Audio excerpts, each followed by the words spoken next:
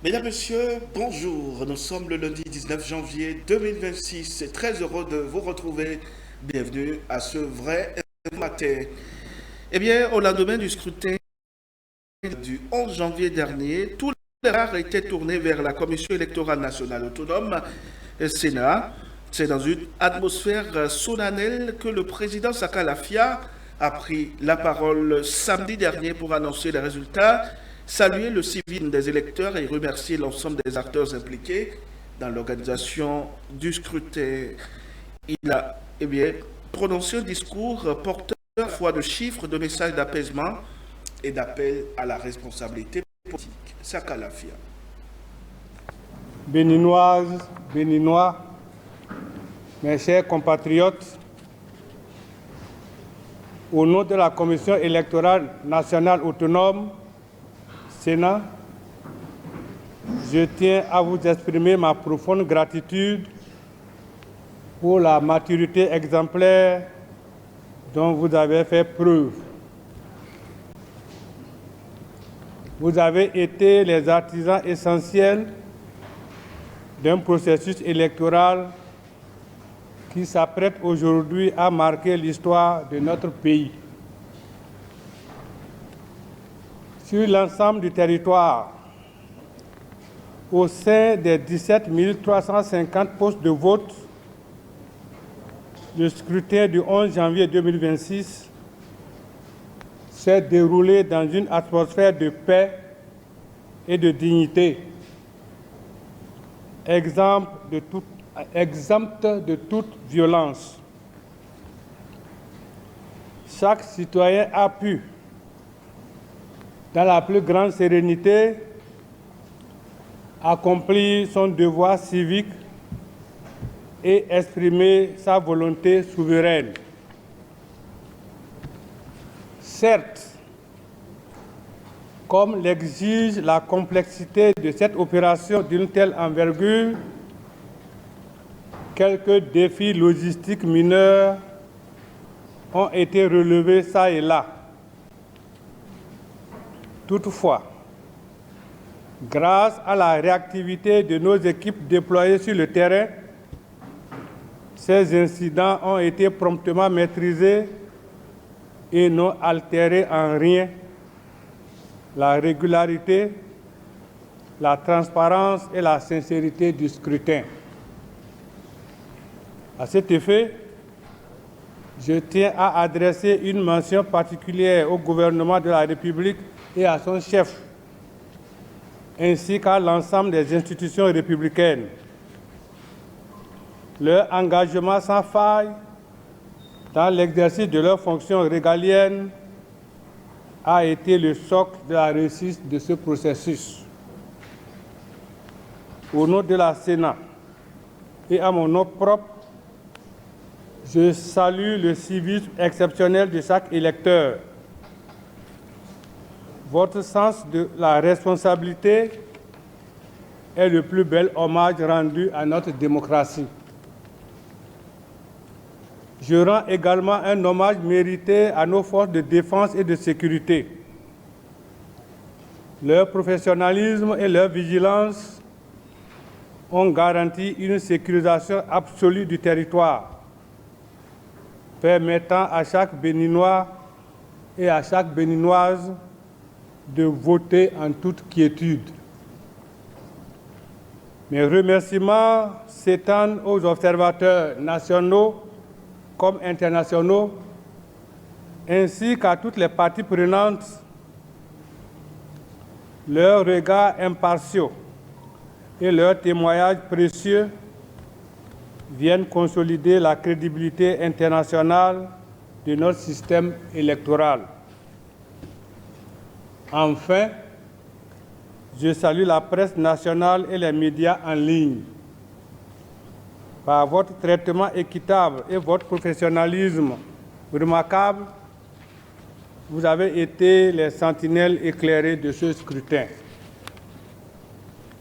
Mesdames et messieurs, au terme de nos délibérations, le Conseil électoral a scellé la décision numéro 004/Sénat/PT/rapporteur/DGE/SP du 17 janvier 2026 portant publication des résultats provisoires de l'élection législative du 11 janvier 2026, dont la teneur vous sera communiquée à la fin de ce message.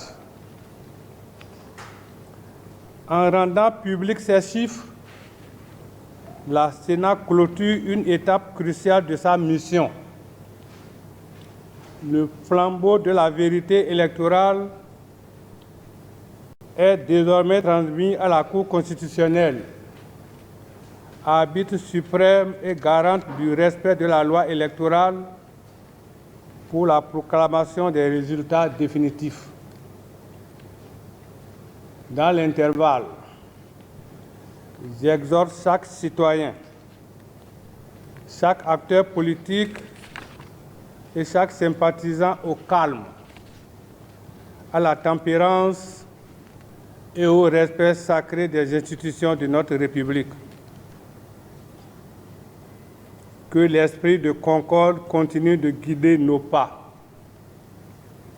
Vive la démocratie, vive le Bénin. Je vous remercie. Après la proclamation des résultats provisoires, l'électorat national autonome a rendu public les statistiques globales du scrutin, taux de participation, nombre d'inscrits, suffrages exprimés, bulletins nuls et répartition des voix, des chiffres qui permettent de mieux lire la dynamique et d'apprécier le niveau de mobilisation des électeurs. Suivez une fois encore le président de la Sénat, Saka Lafia. Avoir conclu et déposé avant le scrutin un accord de coalition parlementaire en amont du scrutin à la Sénat. Troisièmement, enfin, obligation pour la coalition parlementaire d'obtenir au moins 20% des suffrages valablement exprimés dans chacune des 24 circonscriptions électorales législatives. Ainsi, donc en tenant compte de ces conditions citées plus haut, ainsi, les partis politiques suivant un accord de coalition parlementaire ont obtenu lors du scrutin du 11 janvier dernier les résultats ci-après. Premièrement, BR, 1 022 462 voix. Cela fait 36,64%. FCBE, 135 525, ce qui fait 4,86%. Moelle Bénin, 33 837, ce qui fait 1,21%. Et UP Le Renouveau, 1 148 118, ce qui fait 41,15%. Comment analysons-nous ces scores?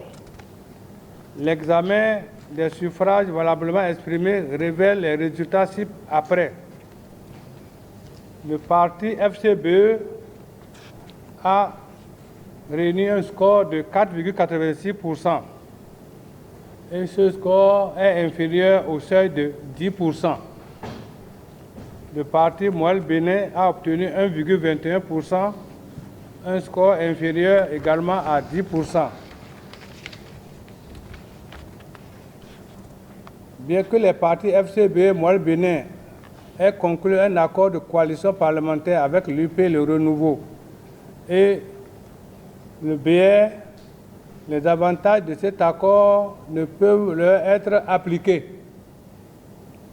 En effet, ils n'ont pas atteint individuellement le seuil minimal de 10% au plan national requis pour rendre l'accord opérant à leur profit. Conclusion, seuls les partis blocs républicain et Union progressiste, le renouveau, sont déclarés éligibles à l'attribution des sièges, étant donné que le parti, les démocrates, n'appartient à aucune coalition parlementaire et n'ayant pas obtenu 20% dans chacune des circonscriptions, il est forclos. Ainsi donc, les partis qui sont légalement éligibles à l'attribution des sièges sont le Bloc républicain et l'Union progressiste.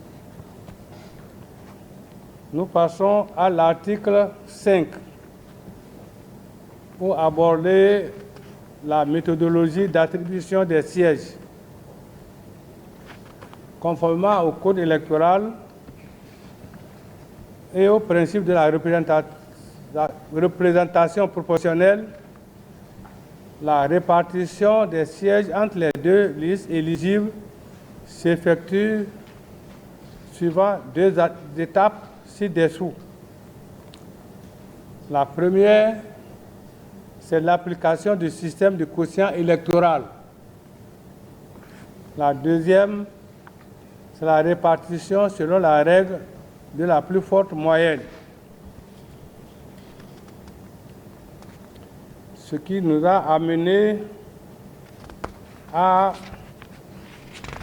reprendre un tableau qui indique les suffrages, en première colonne les circonscriptions, en deuxième colonne les partis, les deux partis concernés, en troisième colonne les suffrages obtenus par chacun des partis et les pourcentages équivalents en tenant compte de l'ensemble des suffrages exprimés.